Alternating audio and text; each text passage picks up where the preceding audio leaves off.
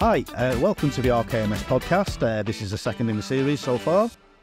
One of the things that we're going to talk about today is UKAS accreditation and what the difference is between UKAS and non-UKAS. By the side of me, I've got my son, Joshua Keane, and my daughter, Rebecca Keane. And I'll introduce myself again. It's John Keane, and I'm the Chief Executive of RKMS. So, talk about UKAS, non-UKAS and UKAS. Yep. Something that we come up against quite often when we have inquiries coming through is what is UKAS, and what people don't understand the difference. We're aware of it. Yeah, there is quite a bit of ignorance or unaware, or lack of awareness, should I say, of what UKAS is. Basically, every country has its own what's called a notified body, or recognised as the national notified body. And in the United Kingdom, it is UKAS. UKAS is also well known throughout the world as well. There are other accreditation bodies out there, and national accreditation bodies or notified bodies.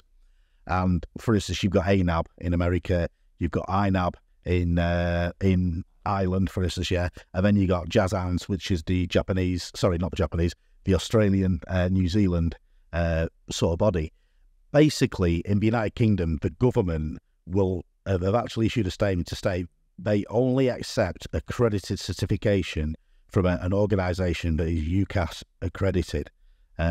Therefore, if you don't go through an organisation that's not UKAS accredited, you run the risk of not being able to basically deal with a public sector organisation or the NHS or larger sort of companies that understand the difference between UKAS and non-UKAS accreditation. So there's a bit of a framework, isn't there? So yeah, so UKAS is, you mentioned then UKAS and ANAB, they're all sort of notified bodies within their own countries, but they all fall part of a bigger picture framework as such. They do. It's known as the IAF, the International Accreditation Forum, and basically you have the national bodies. It is interchangeable, so although we always say to clients, make sure it's UKAS accredited, in theory, it makes no difference if it's INAB or ANAB, for instance, because they are members of the International Accreditation Forum. Conforming to the same. Yeah. Exactly, yeah. So what are the risks for a company if they do go for a non-UKAS accredited company?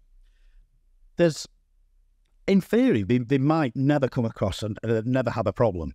The first risk is, from experience, they haven't got good governance, for instance.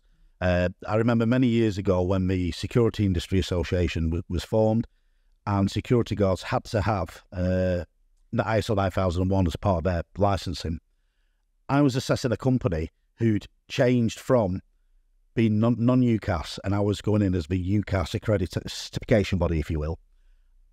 And what I found is that two of the security guards that were working in retail security, when I come back and look to the 5-year vetting, which is a requirement of the standard, they both had convictions for shoplifting. Now, that's quite serious, really, when they're being employed as security guards looking after a retail store, and a very well-known high street retail store at that. So they're the risks you could have there. The other risks are that you could spend that money, and a lot of these tie you up to a 10-year contract. So the headline figure is it's £1,500 per standard, and it's £1,000 a year audit. So you've now got tied up, say you've got 2 standards, £3,000, and then £30,000. So you've got £33,000 over 10 years, for instance. You might go to your first customer and say, here you go, here's our badges, here's our certificates. And they might turn around and laugh at them and say, go away and get a real one because it's not UKAS accredited. They're then going to be tied into a contract for 10 years, spending £33,000 on those standards, which are worthless. Effectively, they're worthless. Pay out again. And then one of the things that we find, and it is quite frustrating in a way, doesn't seem to happen so much recently, but over the years, the amount of clients that have contacted us, asked us for a quote, we've been through this conversation with them and explained the pros and cons of it, and then they've gone away, and then they've said they've gone elsewhere, and they've never quite told us. And then a few years down the line, we get the same client inquiring again, and they're saying, yeah, we went down the non-UKAS route, and unfortunately our customer won't stand it. So, but the thing is, if they come back to you then and they say, well, how much will it be now because we've already got a standard? And we know that You know, at the same level and depth, is it? It's not. It's not hard to kind of get across. Yeah.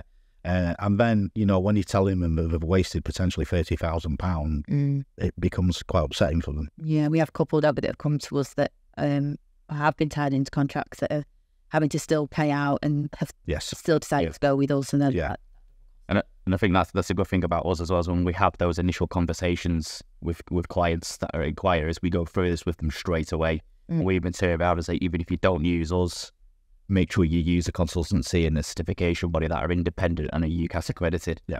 Don't, if someone's offering you a certificate and the consultancy together, run effectively. I mean, I say run, but there may be you might just be doing it for an internal continual improvement internally, rather than having the badge on the wall to go to win contracts and win customers. We'll just at least be aware of it. Yeah. Give it in that sort of message. Absolutely, if you're being locked into those contracts.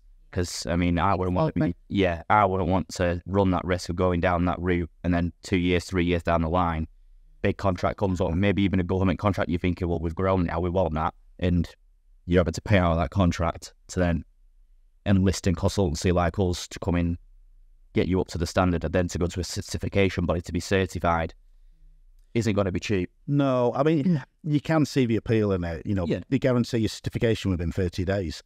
You're going in for a tender and you've got 6 weeks to get that tender in. If you came to us, and we would say it's highly unlikely we'd be able to get you certification within that period of time, because it takes time to embed the processes. It takes time for us to understand exactly, you know, and we have to ask our clients as well, how do you operate, so that we can write that we can bespoke the system around how they operate, rather than saying, here's a template, do that from tomorrow, because that doesn't really work. No. It's what works for the client. That's what's important. Yeah. I mean, we've obviously got a templated system, but it's not sort of like you say, it's not, here's this and this is what you do from now on. It's more, this is the topic you need to cover. Yeah. How do you do it? Yeah. Because it's written obviously to the standard. Yeah. Well, if we didn't have a templated system, I mean, the best way is to sit down with the client, explain what the standard's asking for, and how do we do it, and then write it from scratch. However, if that takes a lot longer time, what we do is we have a templated system that we show to the client and say, look, how do you measure customer satisfaction, for instance? Because that's a requirement 9001, and they'll probably say, well, we don't really do it. But when you get talking to them, we've got a field sales rep, for instance, that goes out and visits. I've had this before. It was a well-known footwear manufacturer, and I said to them, how do you do this? And they're like, well, we don't really do it. And I'm looking, because it was a templated system and it was in red text, so I knew that he hadn't done it. So I'm asking at the audit, so how do you do this? And I'm like, oh, we don't do it. I went, no, it says here that you send out a questionnaire. No, we don't do that. I went, okay, man. It turns out that we have guys visiting Next, visiting JD Sports, JJB at the time, and all the big retail companies, if you will. And I said, well, what's your guy doing there? Oh, he's asking about on-time deliveries, on about quality issues, how responsive. And I said, so you're getting that feedback. I said, what do you do with that? And he gets fed into a national sales meeting, and then we look at it, and then we get objectives for improvement from it. And I went, that's exactly what what 9001 is asking you for. It's about, you know, say what you do what you say you're going to do, check to make sure you've done what you said you're going to do, and how can you improve it.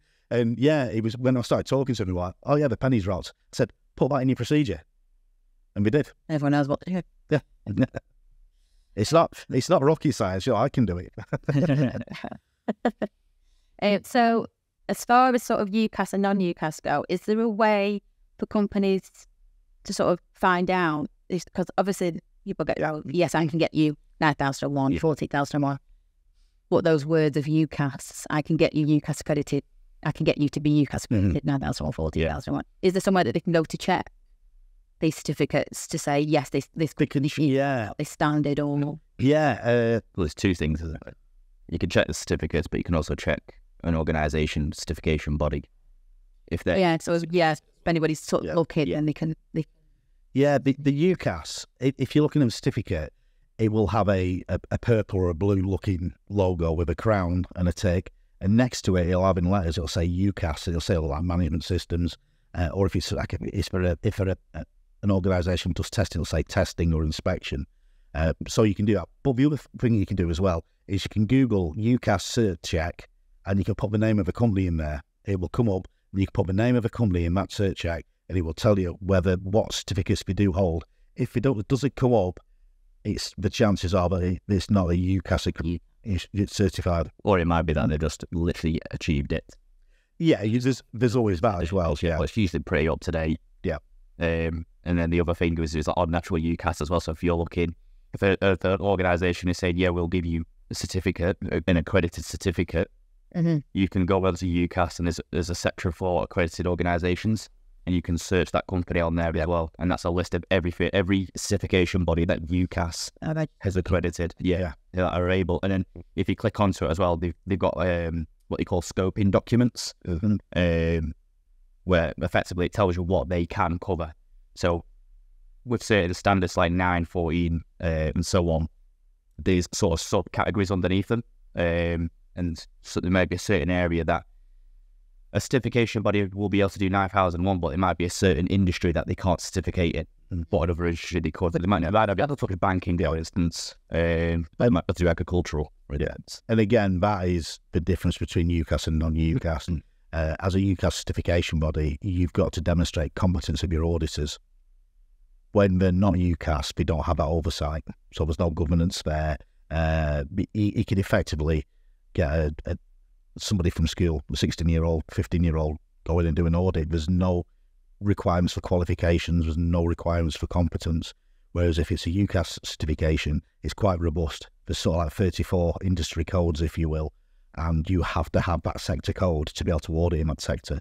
And by that, you've got to demonstrate qualifications, knowledge, experience, and it's quite robust. I mean, I've been through it myself with a number of certification bodies, and you know, I mean, I remember once a CB having to complete about 100 and something, I think it was 103 different documents, because I had 31 out of the 34 sector codes, because of the nature of my background. And again, it's about having that experience in a wider field and being able to offer advice and guidance.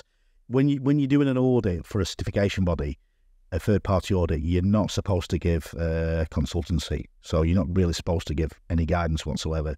However, you're there, they're paying you to deliver that. And it may be that you could make a comment about, you know, have you thought about doing something like that, and leave it. You're not offering consultancy, you're just asking them to, you know, you're questioning their thinking to make them sort of trigger and say, hang on a minute, I can look at this, I can look at that, and maybe do something better. And it's because it's about improvement, it is. But if I came into your company, for instance, to say you were a food processing company, and I turned around and said, you've got to start doing this type of test and use this supplier, then that's obviously a conflict of interest, isn't it? Yeah. I suppose what they to look at would be to probably explain, well, what I say anyway is I call it follow the trail.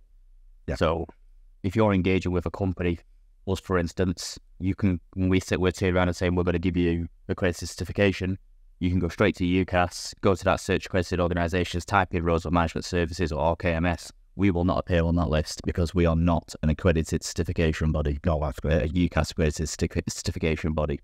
That's what I would always advise. So I would always ask the questions of who's providing the consultancy, who's providing the certificate. Now go and check that. So if it's the same company that's offering the certificate, consultancy and certification, red flag straight away. Yeah. If it's two independent companies, I would then go and check whoever's supplying that certification. I would go to UKAS, type in that organisation in, and look to see if they're on that list. If they're not on that list, again, red flag. Yeah. You should be able to follow it straight through. If they are on that list, I would probably then look at scope. I mean, to be honest, if they're on that list, I would have already told you whether they can certify you or not. But yeah, that's what I would do, is follow that trail. Just to go into that a little bit more, is UKAS sort of just all under one umbrella, or is the sort of, well, the UKAS, like different UKAS bodies depending on the sector? Yeah, you've got, for instance, UKAS will accredit a certification body and say you're accredited, but you'll have the scope that we can assess to. So, for instance, if it's a company that's assessing within the nuclear sector, then we've got to demonstrate competence in the nuclear sector, because that's dangerous, isn't it? If we don't have somebody that knows what they're doing. If they're going and saying, yeah, you're great, you meet all the requirements for health and safety, you're doing everything right. You guys going out glowing in the back of a hoodie like the Simpsons is brilliant, you know, taking the work home with them. Yeah, so it does have to be, you need to demonstrate that competence. But also with UKAS, there are other arms to it, if you will. So, for instance, there's laboratory accreditation. So there's a standard called 17025, and UKAS will go in and assess that laboratory to that standard for what they do. So, for instance, we've got clients that do noise surveys, and they're assessed by UKAS that they're doing things correctly to the right ISO standard. We've got clients that make calibration devices or measuring devices. Again, that's 17025. They go in and check that. UKAS will send somebody who's competent in that area to make sure that we're calibrating equipment correctly. There are other standards there. There are standards for product certification. There are standards for personnel certification. So, for instance, you've got inspection bodies, notified bodies.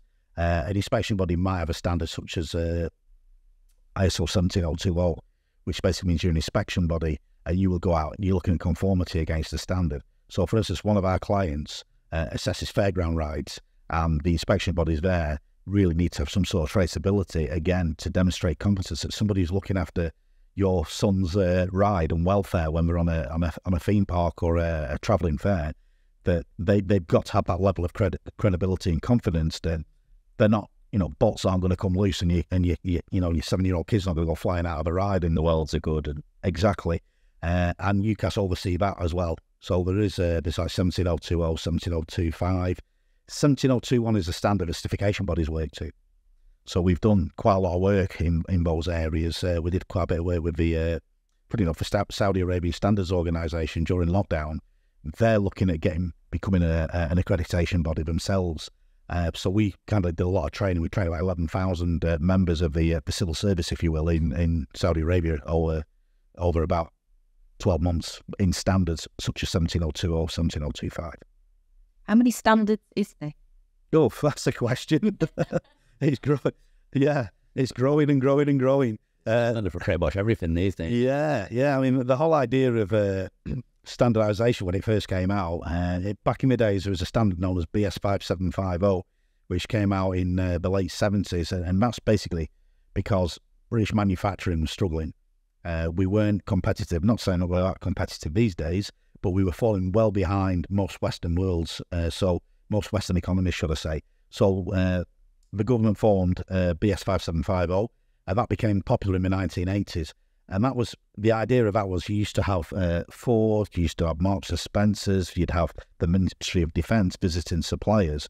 And not 5750 did it. It produced a framework so that companies could do things, standardise the way that they do things. And that's what ISO 9001's turned into, if you will, or developed from, should I say. So the whole idea of the first standard there, but was to be assessed to. So when you think about it, the standards industry is only sort of like 40-odd years old. I would say, as to hazard a guess, going back to your first question, I would say there are probably around about 4,000 or 5,000 standards.